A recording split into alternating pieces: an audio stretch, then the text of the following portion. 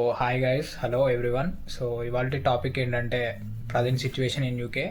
So present యూకేలో situation ఎలా ఉందో నేనైతే ఇవాళ మీకైతే ఒక చిన్న వీడియో రూపంగా అయితే ఎక్స్ప్లెయిన్ చేస్తా. సో కష్టమైనా కానీ చూడాల్సిందే, తప్పదు. ఇంకా మేమందరం అయితే సెప్టెంబర్లో లాస్ట్ 4 months బ్యాక్ అయితే వచ్చినాము. అది మీ అందరికి తెలిసిందే. సో సెప్టెంబర్లో వచ్చిన తర్వాత మేమైతే ఇంకా కొంచెం కష్టం పడుతున్న టైం ఉంటుండే. మీకు అప్పుడు కూడా ఒక వీడియో అయితే చేసి పెట్టినా నేను, సిచ్యువేషన్ యూకేలో ఎట్లా ఉంటుంది, పార్ట్ టైం జాబ్స్ ఏంటి అని చెప్పి. సో దాని తర్వాత సెప్టెంబర్, అక్టోబర్, నవంబర్ టైంలో అయితే మాకైతే ఒక పార్ట్ టైం అయితే దొరికింది.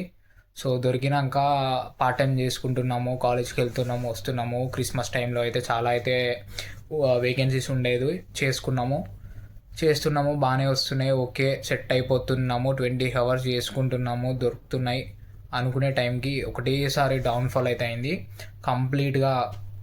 జాన్లో నుంచి అయితే ఒక గ్రాఫ్ అనేది ఇట్లా హప్ ఉన్న గ్రాఫ్ అయితే ఇట్లా డౌన్ అయిపోయింది. ఇప్పుడే కాదు, ఎవ్రీ ఇయర్ ఇలానే ఉంటుందంట. మరి క్రిస్మస్ అయిపోగానే కంప్లీట్గా అందరికైతే జాబ్స్ అయితే తీసేయడం జరిగింది కంప్లీట్గా. ఎట్లా చెప్పాలంటే, ఉన్న వాళ్ళకి జాబ్స్ అయితే షిఫ్ట్లు సరిగ్గా రావడం లేదు. ఇంకోటి, రెగ్యులర్గా చేసే రెస్టారెంట్స్లో కానీ అక్కడిక్కడైతే షిఫ్ట్లు ఇవ్వట్లేదు.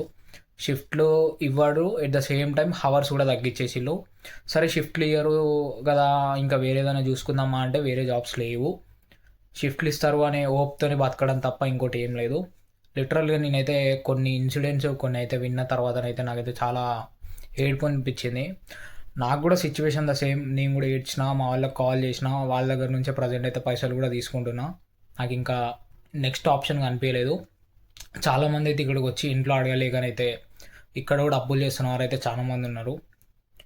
ఇంకా బయట అప్పులు మనతో కాదు అని చెప్పేసి అయితే మనమైతే ఇండియా నుంచి అయితే ట్రయల్ చేస్తున్నాం. వాళ్ళైనా బయట తెచ్చేయాల్సిందే. ఆల్రెడీ లోన్ తీసుకున్నాము, ఆ పైసలు నడుస్తున్నాయి, అటు లోన్ కట్టాలి, వీడికి వచ్చి రూమ్ రెంట్లు కట్టుకోవాలి, రెగ్యులర్గా అన్ని తినడానికి వినడానికి అనడానికి అయితే కావాలి మనకు పైసలు అనేవి. పైసలు లేకపోతే మాత్రం ఇక్కడ ఏం దొరకదు, ఏం ఉండదు, వేస్ట్. చూద్దాం ఎన్ని డేస్ ఇట్లా గడుస్తుందా అని చూస్తుంటే అట్లానే 1 month అయితే గడిచిపోయింది. పార్ట్ టైమ్స్ అయితే లేవు. ఉన్న పార్ట్ టైమ్స్ కోసం అయితే అక్కడికైతే వెళ్తే, అక్కడికి వెళ్ళేదాకా కూడా ఇష్టం అంటారు. అక్కడ వెళ్ళిన తర్వాత వర్క్ లోడ్ లేదు. ఇవాళ ఇప్పుడు దాకా చూసినాము ఎవరైనా వస్తారని, కానీ ఇంకా వర్క్ లోడ్ లేదు. సారీ, మీరు ఇంకా తర్వాత ఇంకో రోజు రండి అని చెప్పేస్తారు. లేకపోతే షిఫ్ట్స్ అలకేట్ చేసుకోండి ఇస్తామంటారు. తీరా టైం దగ్గరకు వచ్చిన తర్వాత వెళ్ళే టైంకి షిఫ్ట్ హ్యాస్ బీన్ క్యాన్సల్డ్ అని మెసేజ్ వస్తుంది. ఇలా రెగ్యులర్గా ఇవే సినారియోస్ నడుస్తున్నాయి గత 1.5 month. జాన్ స్టార్టింగ్ వీక్ నుంచి అయితే the same repeat. New year అయిపోయిందా, కొత్త ఇయర్ ఎండ్ అయింది, కొత్తగా ఉంటుంది అనుకుంటే కొత్తగా ఏం లేదు, మొత్తం గలీజ్ వ్యవహారం అయిపోయింది. ఇంకా నడుస్తూనే ఉంది, చూస్తున్నాం కానీ ఇంకా అయితే ఏం సెట్ అవ్వలేదు. మ్యాక్సిమం ఇంకో 1.5 month అయితే పడుతుంది అని అయితే అంటున్నారు. మళ్ళీ ఈస్టర్ హాలిడేస్ వస్తే ఏమన్నా దొరకవచ్చు. అప్పుడు దొరికితే మళ్ళీ ఒక 1 month ఉంటుంది. మళ్ళీ తర్వాత సమ్మర్ హాలిడేస్ ట్రై చేయాల్సిందే. మళ్ళీ జూన్ జూలై టైంలో అయితే ఏం దొరకవు. మళ్ళీ క్రిస్మస్ టైంలో అయితే దొరుకుతాయి అని అయితే, ఇది ఒక పీరియడ్ అని ఎవ్రీ ఇయర్ అయితే ఇట్లే ఉంటుందంట. మరి ద సేమ్ వాళ్ళు చెప్పినట్టే మాకు కూడా రిపీట్ అవుతుంది. మ్యాక్సిమం మేము చేసే ప్రయత్నాలు అన్నీ చేస్తున్నాము, చాలా కష్టపడుతున్నాము, నిద్రపోకుండా, ఏం లేకుండా, తిండి తినకుండా. అప్పుడప్పుడైతే ఇంటి దగ్గర నుంచి తెచ్చుకున్న పికిల్స్ వేసుకునే తినాల్సి వస్తుంది. అది ఇంకా తినడానికి తెచ్చుకున్నాము, బట్ ఇక్కడ వండుకోలేక, పైసలు లేక, ఇంకా అవి రెగ్యులర్గా అవే తినాలంటే కూడా చిరాకు వస్తుంది. కానీ అవే తినాల్సి వస్తుంది ఇంకా మనం ఇక్కడ, ఎందుకంటే ఏమి ఉండవు తినడానికి. బయట పోయి తినడము, పిజ్జాలు అన్ని పైసలు కూడా మన దగ్గర ఉండవు. అట్లాంటి సిచ్యువేషన్ వచ్చేసింది ప్రజెంట్. లిటరల్గా చాలామంది అయితే నాకు నిన్న నైట్ 9 o'clock అనుకుంటా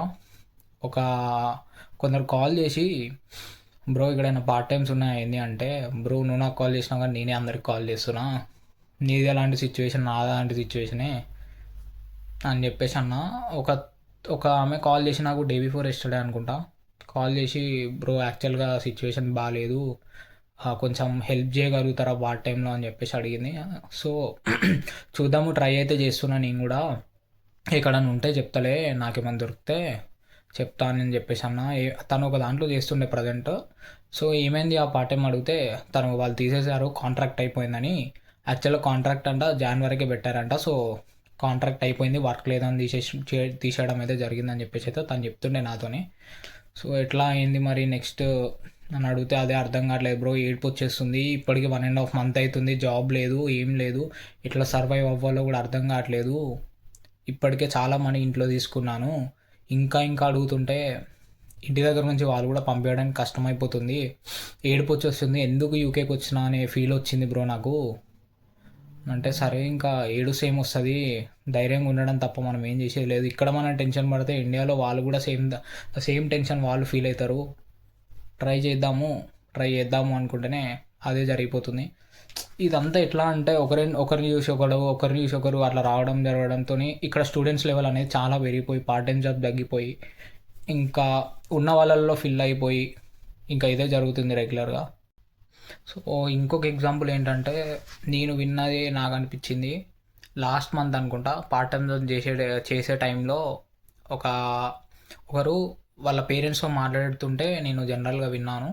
సో ఏంటంటే వాళ్ళ పేరెంట్స్ కాల్ చేసి మాట్లాడుతుంటే, మమ్మీ నాతో అయితలేదు అని చెప్పేసి చాలా ఏడుస్తుండే. ఎందుకు ఏడుస్తున్నావు అని చెప్పేసి నేను అడిగితే, యాక్చువల్గా బ్రో ఇండియా నుంచి ఇక్కడికి వచ్చేటప్పుడు మా పేరెంట్స్ చాలా ఏడుస్తుండే, నేనేమో ఎందుకు ఏడుస్తున్నారు, నేను మంచిగా ఫారెన్కి వెళ్తున్నా కదా, నవ్వుకుంటూ పంపించండి అని చెప్పేసి నేను నవ్వుతుండే, నేను అస్సలు ఏడవకపోతుండే, వాళ్ళు ఆయన కూడా ఏడుస్తూ పంపించిన్నాను. సో ఇక్కడికి వచ్చిన తర్వాత వాళ్ళ ఏడుపు ఏంటి అనేది నాకు ఇప్పుడు అర్థమవుతుంది. ఇప్పుడు నాకు ఏడుపు వస్తుంది లిటరల్గా. అప్పుడు ఎంత హ్యాపీగా వచ్చిందో ఇప్పుడు అంత కష్టపడుతున్నా అంత ఏడుపు వస్తుంది నాకు. లైఫ్లో ఏది ఈజీ కాదు బ్రో.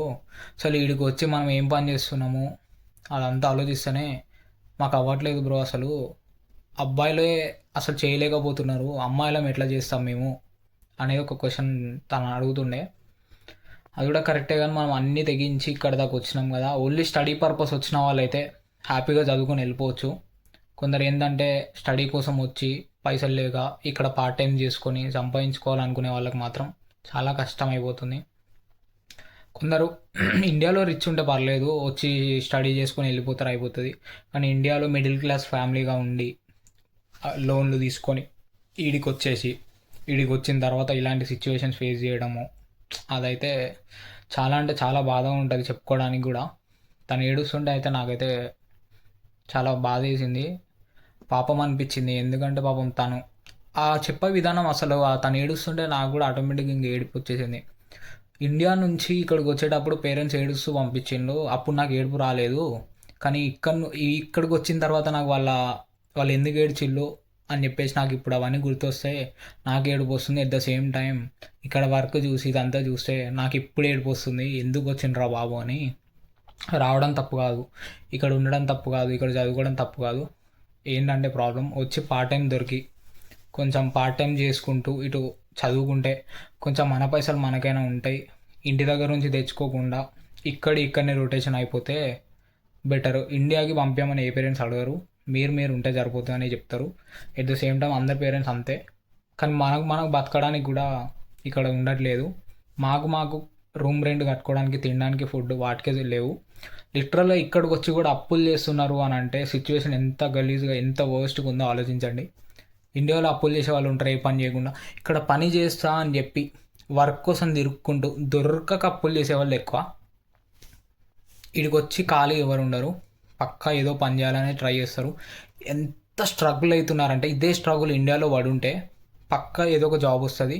కానీ అక్కడ వదిలిపెట్టి ఇక్కడికి వచ్చి అదంతా చూసుకొని ఇక్కడ స్ట్రగుల్ అయ్యి ఇక్కడ అప్పులు చేసి ఆల్రెడీ లోన్లు కడుతున్నారు, అవి అప్పులు అయ్యి మళ్ళీ ఇక్కడికి వచ్చి ఇంకా ఫైనాన్షియల్ తీసుకుంటూ అక్కడ వీళ్ళని వడ్డీకి ఇవ్వండి, ఈఎంఐకి ఇవ్వండి, మేము ఇస్తాము మళ్ళీ అని అడిగి అక్కడ అప్పులు ఇక్కడ అప్పులు. లాస్ట్కి ఎండ్ ఆఫ్ ద డే ఏమవుతుందంటే స్టూడెంట్కి చాలా అంటే చాలా ప్రెజర్ అయిపోతుంది.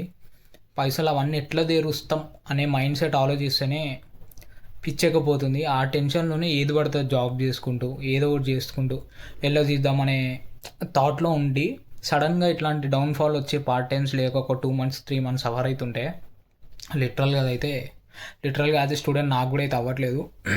ఎందుకంటే ఎన్ని మంత్స్ అని ఇంట్లో నుంచి తీసుకుంటాం, 1 month 2 months ఇస్తారేమో, కానీ తర్వాత వాళ్ళకు కూడా బర్త్డేనే కదా. మనం ఇండియాలో ఉంటే మనకి వాళ్ళు పెట్టాలంటే 10,000 మ్యాక్సిమం 15,000లో అన్నీ అయిపోతాయి అనుకోండి ఎగ్జాంపుల్. కానీ ఇక్కడ అట్లా కాదు, రూమ్ రెంటే 30,000 40,000 రూమ్ రెంట్ ఉండి మళ్ళీ మేము తినడానికి ఒక 20,000 30,000 అయితే ₹1,00,000, నెలకి ₹1,00,000 మాకు పంపించి అక్కడ వాళ్ళేం తింటారు మేమేం తింటాం. అక్కడ మళ్ళీ లోన్లు తీసుకునేది కాక ఇంకా అప్పులు చేసి ఈ ఇడికెళ్ళి తెస్తామండి ఈ పైసలన్నీ. లిటరల్గా అందరైతే ఫెడప్ అయిపోయిండు చాలా. Every one feels the same. యాక్చువల్గా వన్ ఆఫ్ మై ఫ్రెండ్, వాడు కూడా ఇండియాకి వెళ్ళిపోయాడు. వాడు వచ్చి 2 months 3 months ఉన్నాడు. వాడు ఒకటే ఒకటే చెప్పిండు నాకు, ఏంటి ఎందుకు వెళ్ళిపోయినావు అని చెప్పేసి నేను తర్వాత అడిగితే, బ్రయా నువ్వు ఇక్కడ నువ్వు ఇక్కడికి వచ్చినావు యూకేకి, నువ్వు 30 lakhs లోన్ తీసుకొని వచ్చినావు. నీ కాలేజ్ ఫీజు వచ్చేసి హాఫ్ పేమెంట్ ముందు చేయాలి, హాఫ్ పేమెంట్ తర్వాత చేయాలి. సో 15 lakhs, ఒక 20 lakhs ఎగ్జాంపుల్లో కాలేజ్ ఫీజు వేసుకొని, నాదైతే 20. సో ఒక 20 lakhs college fee, first 10 lakhs కట్టినాము, ఒక 3 months చూసినాము, 13 lakhs అయింది ఖర్చులతో అంతే కలిపి. పోతే 13 lakhs పోనీ, కానీ ఈ సిచ్యువేషన్ తెలిసి కూడా ఇంకొక 10 లక్షలు పెట్టడం అనేది వేస్ట్. ఈ 13 lakhs ఎట్నో అట్లా తెరుచుకుంటూ నేను ఏదో ఒకటి పని చేసుకొని ఇండియాలో బతుకుతా. అదే కనుక నేను ఇక్కడనే ఇట్నెస్ కంటిన్యూయేషన్ అయితే ఆ 10+3+ మళ్ళీ ఇది ఒక 10 అవుతుంది. అప్పుడు ఇంకా ఇంకా కావాలి నాకు. దొరికితే పార్ట్ టైం, దొరకదని కాదు. ఒకవేళ దొరికిన తర్వాత కూడా ఇదే మళ్ళీ తర్వాత జాబ్ పోయి ఇదే సిచ్యువేషన్ వస్తే ఎట్లా అని చెప్పేసి అయితే క్వశ్చన్ రేజ్ చేసిండు. ఆ క్వశ్చన్ నాకు వ్యాలిడ్ అనిపించింది. సరే వెళ్ళిపోతే బెటరే కదా ఈడు ఉండడం కంటే. కానీ ఇంత దూరం వచ్చి తర్వాత ఏదో ఒక రోజు ఫీల్ అవుతారనే ఒక ఒపీనియన్ అయితే నాకు అనిపించింది. మళ్ళీ అక్కడే ఎంతో కష్టపడుకుంటుంటే అయిపోవు అని అనిపిస్తుందేమో అని చెప్పేసి అనిపించింది. ఇంకొక ఫ్రెండ్ కూడా వచ్చి జస్ట్ 9 days జాన్ ఇంటెక్లో వచ్చిండు. 15th వచ్చి మళ్ళీ 1st ఫ్లైట్ ఎక్కిపోయిండు. జస్ట్ 15 days ఇక్కడ ఉన్నాడు. ఆ 15 daysలో తనకి హెల్త్ బాగాలేదు, ఈ వెదర్ పడలేదు. ఈ వెదర్కి పడక కాలేజ్లో ఎవ్రీ కాలేజ్లో 15 days పీరియడ్ ఉంటుందంట. ఆ 15 days పీరియడ్లో మనం వెళ్ళిపోతే వాళ్ళు పేమెంట్ ఏదైతే మనం అడ్వాన్స్ కట్టినామో అది ఉంచేసుకొని హాఫ్ పేమెంట్ ఏదైతే పే చేసినామో అది రిటర్న్ చేస్తారంట. అదొక ఆప్షన్ అయితే ఏ కాలేజ్లో అయినా ఉంటుందంట. కాకపోతే వాళ్ళకి వ్యాలిడ్ ప్రూఫ్స్, హెల్త్ ప్రాబ్లం ఉంటే హెల్త్ ఇష్యూ డాక్యుమెంట్స్ పెడితే వాళ్ళైతే రిటర్న్ ఇస్తారంట. అదొక ఆప్షన్ అయితే ఉంది చాలామందికి. అది తెలియక చాలామంది వదిలేసుకొని పోతున్నారంట. సో ఇది ఒక ఆప్షన్ ఉంటుంది. మీ కాలేజ్లో కూడా అయితే ఒకసారి అడగండి, హాఫ్ పేమెంట్ రిటర్న్ ఇస్తారంట కదా ఒకవేళ మేము వెళ్ళిపోతే. వితిన్ 15 days అంతే ఉంటుందంట పీరియడ్ కూడా. అదొకటైతే నాకు రీసెంట్గా ఒకటి వెళ్ళిపోతూ చెప్పిన మాట ఇది. రీసెంట్గా వచ్చి 15 days ఉండి వెళ్ళిపోయాడు అని చెప్పిన కదా. సో అట్లా చెప్పిన మాట. వాడైతే చూసాం, వాడైతే వెళ్ళిపోయింది, అయిపోయింది. ఇంకా వాడిని ఎందుకు, కానీ ఇక్కడ ఉన్న వాళ్ళకు కూడా చెప్తున్నా, లెట్స్ ఒకసారి అయితే ట్రై చేద్దాము. ఇంకొక 1 month అయితే ఉందాము, ఉండి ట్రై చేద్దాము. దొరుకుతుంది మ్యాక్సిమం అని అయితే ఒక హోప్ అవుతుంది. లాస్ట్ సీనియర్స్ కూడా మనకైతే చెప్తున్నారు. జనరల్గా నాకు తెలిసిన సీనియర్స్ కూడా అదే చెప్తున్నారు. Every year Jan Feb March 3 months అయితే కొంచెం కష్టం ఉంటుంది, తర్వాత మళ్ళీ దొరుకుతాయి పార్ట్ టైమ్స్, మళ్ళీ షిఫ్ట్స్ ఉంటాయి అని అయితే అంటున్నారు. ఒక 2-3 months అయితే వెయిట్ చేసి మనం కూడా ట్రై చేద్దాము. ట్రై చేసి దొరికితే హ్యాపీ, ఇక లేకపోతే మాత్రం ఇక మన కర్మ అనుకోవాలి, అంతకుమించి ఏం లేదు. ఈడిదాకా వచ్చి కర్మ అనుభవిస్తున్నాము అంతే, అంతకుమించి తీయలేదు. తలరాత ఎట్లా రాసి పెట్టుంటే అట్లా జరుగుతుంది అనుకోవడం తప్ప ఇంకొక ఆప్షన్ లేదు మనకి. ఇక్కడికి వచ్చినాం కాబట్టి సచ్చుకుంటూ అదే చేయాల్సిందే. ఇంకా ఏదో ఒక పార్ట్ టైం దొరికితే ఏదో ఒకటి అయితే చేయండి, వదిలిపెట్టుకోకండి. అది చేయాలా నేను ఇది చేయాలా అనే మెంటాలిటీతో మాత్రం అస్సలు ఉండదు. చేయండి, ఇంకోటి దొరికే వరకు అయితే దాంట్లోనే ఉండి చేయండి. ఊడడమా తూడడమా కడగడం ఏదో ఒకటి దొరికితే దాంట్లో చేయండి, చేసుకుంటూ ఇంకోటి వెతుక్కోండి తప్ప అది వచ్చి ఇంకొకటి వచ్చి దాంట్లో ఎంటర్ అయ్యే వరకు మాత్రం జాబ్ అయితే వదిలిపెట్టకండి. ఒకవేళ వదిలిపెట్టిలో తర్వాత మాత్రం చాలా అంటే చాలా సఫర్ అవుతారు. లిటరల్గా సెప్టెంబర్ ఇంటేక్ నేను వచ్చిన ఇప్పుడు 5 months కదా, ఈ వచ్చిన 5 monthsలో జాబ్ లేని వాళ్ళు కూడా చాలా మంది ఉన్నారు. సో అందుకే చెప్తున్నా, వచ్చిందల్లా చేసుకోండి, వదులుకోకండి. ఎన్ని అవర్స్ అయితే అన్ని అవర్స్ ఇచ్చిన, 10 గంటలు ఇచ్చిన, 14 గంటలు ఇచ్చిన, 16 గంటలు ఇచ్చిన, ఎన్ని ఇస్తానైతే చేసుకోండి. చేసుకుంటే కొంచెం ఎంతో కొంత మనకి వెళ్ళడానికి అయితే ఉంటుంది. ఒక 300 400 500 600 ఎంత వచ్చినా కానీ అవి ఉంచుకుంటే మన ఖర్చులు మనకి వెళ్ళిపోతాయి. తర్వాత మనం ఏదైనా సంపాదించుకోవచ్చు. 1 year స్టడీ అయిపోయిన తర్వాత దొరుకుతుందేమో, అప్పుడైనా సంపాదించుకోవచ్చు అని అయితే చెప్తున్నారు. సో అట్లా అది కూడా మనం సేమ్ అందరిలానే మనం కాబట్టి వాళ్ళు ఏది చెప్పిలో మనం కూడా అదే ఫాలో అయ్యాము. దొరుకుతాయి అని అయితే అనిపిస్తుంది నాకైతే. Hope for the best. ఎందుకంటే ఇంకా హోప్ ఫర్ ద బెస్ట్ దొరుకుతాయి అనుకోవడం తప్ప దొరకదు అనుకుంటుంటే ఇంకా మనకి ఏది దొరకదు అంటారు కదా. దొరుకుతుంది, ట్రై చేద్దాం అంతే. ఇంకా మీరైతే ఎట్లయినా ప్రెజర్ అనుభవిస్తున్నాం. ఈ ఉన్న 2 months కొంచెం ఇంకా ఇక్కడ లోకల్లో ఏమేమి ఉన్నాయో అవన్నీ ప్లేసెస్ అయితే చూసి తిని వండుకోవడం తప్ప ఏం లేదు. కొంచెం ఇంకా చిల్ మూడ్, ఇంకా ఒక 1 month అయితే ఒక చిల్ మూడ్లో అవుతున్నాము. చూద్దాం, ట్రై చేద్దాం. ప్రెజర్ పెడితే ఇంకా ప్రెజర్ అనిపిస్తుంది. ఆ ప్రెజర్లో ఇంకా ఇంకా వెళ్ళిపోవాలనే ఫీలింగ్ తప్ప ఏం రాదు. వెళ్ళిపోయినా కూడా ఒకటి గుర్తుపెట్టుకొని, ఇండియా పోతే మళ్ళీ ఎంటీ మనం. ఈ లోన్ అట్లే ఉంటుంది, ఈ లోన్ మనమే కట్టాలి. అక్కడికి పోయి ఇది క్లియర్ చేయగలుగుతామా, ఇక్కడ ఉండి క్లియర్ చేయగలుగుతామా అంటే మాత్రం ట్రై, అది ఇంకా మనలో డిపెండ్ అయి ఉంటుంది. ఇండియాకి వెళ్ళిపోతే మాత్రం మళ్ళీ జీరో అయిపోతాం. అది మాత్రం చేయకండి. కష్టమో సుఖమో ఒక 2 months 3 months అయితే వెతుక్కొని ట్రై చేసి చూద్దాము. కొంత ఎంత కష్టపడితే అంత కష్టపడండి. స్లీప్, ఫుడ్ ఒకటి లేకపోయినా ఏం కాదు కానీ కష్టమైతే పడండి. ఆ కష్టం పడితేనే ఏదో ఒక రోజు మనకు అవే మనీ హెల్ప్ఫుల్ అవుతాయి చాలా. ఇప్పుడు స్లీప్, ఫుడ్ గురించి ఆలోచించి కొంచెం చూసుకుంటే నెక్స్ట్ డే నీకు దొరకకపోవచ్చు జాబ్. అప్పుడు నువ్వు ఎట్లయినా అదే ఫుడ్ అదే స్లీప్ అయితే ఉండాలి. హెల్త్ కూడా ఖరాబ్ చేసుకోమని అయితే అట్లా చేసి హెల్త్ ఖరాబ్ చేసుకోమని నేను చెప్పాను. మ్యాక్సిమం మనం ట్రై చేసే అంత ట్రై అయితే చేయాలి. ఎందుకంటే నెక్స్ట్ డే ఎట్లుంటుంది అనేది ఎవరికి తెలియదు. ఈరోజే కొంచెం మనం ఇంకా కష్టపడి కొంచెం ఆన్ చేసుకుంటే నెక్స్ట్ డేకి ఎట్లున్నా కానీ మనం సర్వైవ్ అయ్యేలాగా మనం ఉంటే కొంచెం బెటర్. లో లేవు, ఫెబ్లో ఇక ఇప్పుడు ఆల్రెడీ స్టార్ట్ అయిపోయింది. ఫిబ్రవరి 6th 7th వచ్చేసినాము. ఇప్పుడు ఇంకా లేవు. ఇంకొక 1 month కూడా ఇట్లే ఉంటుందంట. సో ఒక 1 month ఇంకా ఇంకో ₹1,00,000 ఇంటి దగ్గర నుంచి అడుక్కోవడం తప్ప మనకి ఇంకో ఆప్షన్ లేదు. అప్పులు చేసేవాళ్ళు కొంచెం ఇంట్లో ఒకసారి అడగండి. ఇంట్లో అడిగి వాళ్ళ దగ్గర లేకపోతే వాళ్ళనే అరేంజ్ చేయమని. ఇక్కడ మాత్రం ఎక్కువ ఇంట్రెస్ట్లకి 10%లకి 20%లకి ఇంట్రెస్ట్లకి తీసుకోకండి. అవి మనం తీర్చాలంటే చాలా కష్టము. ఇండియా నుంచి తెప్పించుకోవడమే బెటర్ అనిపిస్తుంది నాకు. ఇంట్లో వాళ్ళకి అడిగి డైరెక్ట్ చెప్పడం బెటర్. ఇక్కడ పార్ట్ టైమ్స్ లేవు, సిచ్యువేషన్ బాగాలేదని. వాళ్ళ దగ్గర దాస్తే అది ఇంకా దరిద్రం. వాళ్ళకి చెప్పుకోవడమే బెటర్. ఏదున్నా ఇంట్లో వాళ్ళకి చెప్తే వాళ్ళే ఏదైనా సజెషన్ ఇస్తారు. కానీ వాళ్ళ దగ్గర దాచిపెట్టి మనం ఏదో చేద్దామని చెప్తే అది ఇంకా ఇంకా మనకే లాస్ అయితే తప్ప ఏం లేదు. ఎందుకంటే మన పేరెంట్స్కి ఉన్న ఎక్స్పీరియన్స్ మనకు ఉండదు. వాళ్ళ ఎక్స్పీరియన్స్తోని వాళ్ళు అన్నీ ఫేస్ చేసి అక్కడ దాకా వచ్చారు కాబట్టి వాళ్ళైతే మంచి సజెషన్స్ ఇస్తారని అయితే నాకైతే అనిపిస్తుంది. ఎందుకంటే సేమ్ నేను అదే చేస్తా. ఏదున్నా మా పేరెంట్స్తో షేర్ చేసుకొని వాళ్ళ దగ్గర సజెషన్ తీసుకుంటా. దాని తర్వాతనే నేను వేరే వాళ్ళని సజెషన్స్ అడుగుతా. అంతే తప్ప నాకు నేను ఏది చేసినా అది నాకు తర్వాత తెలుస్తుంది. ఎందుకంటే అది నేను అడుగుంటే అయిపో ఒక మాట ఇంట్లో అని. ఎందుకంటే ఏది చేసినా ఇక్కడ మళ్ళీ మనమే కట్టుకోవాలి. అక్కడైనా మనమే కట్టాలి, ఇక్కడైనా మనమే కట్టాలి. ఇక్కడైతే ఇంట్రెస్ట్ రేట్ ఎక్కువ. ఇంట్లో వాళ్ళని అడిగి తెచ్చుకుంటే కొంచెం ఇంట్రెస్ట్ రేట్ తక్కువ పడుతుంది. సో అట్లా నాకు అనిపించింది. ఇంకా అది మీ మీద డిపెండ్స్. అంటే ఇంకా మీ ఫ్యామిలీతో మీకుండే బాండింగ్తో డిపెండ్స్. బట్ ఎనీవేస్ కొంచెం జాగ్రత్త ఉండండి ఒక 2-3 months.